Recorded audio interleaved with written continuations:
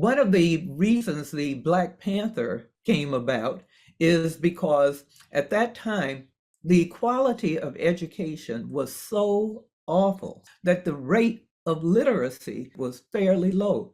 And you had adults who were sort of saying, oh, I wish I could read. I'd love to be able to read the Bible. I'd love to be able to see what's on my paycheck. And with the political parties, it was just accepted in the South that that level of illiteracy was so high that for whites and blacks, they would use symbols. And that in Lowndes County at that time in Alabama, the white Democratic Party had as a symbol a white rooster and in an oval, and the motto around it said white supremacy for the right.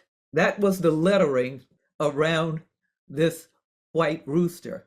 And when we were talking with the people in Lowndes about, well, you need a symbol so that people who can't read and write will be able to go into the courthouse and when they go to vote, they'll know which candidates are your candidates because they'll see the symbol. What should the symbol be? And they said, one person said, we need a mean black cat to run that white rooster out of this county. Well, here we are. And here we are. So that started with, that became the Black Panther.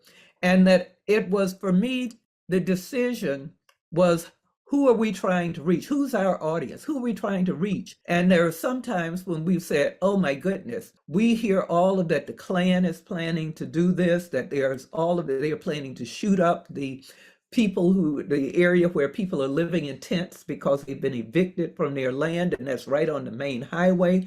There are all of these threats. How do we make sure that people vote and then go home safely and get home? And I kept thinking, well, in my childhood in the South, the way you communicate that is on a big billboard. And so I said, we need billboards. Somebody laughed, and I said, well, if you get some lumber and we can make billboards, and I'll paint the Black Panther, I'll paint what we need to say, I'll paint our message on the billboards. And so, and it needed to be brief, of course. We couldn't put a paragraph there. So we had vote and go home.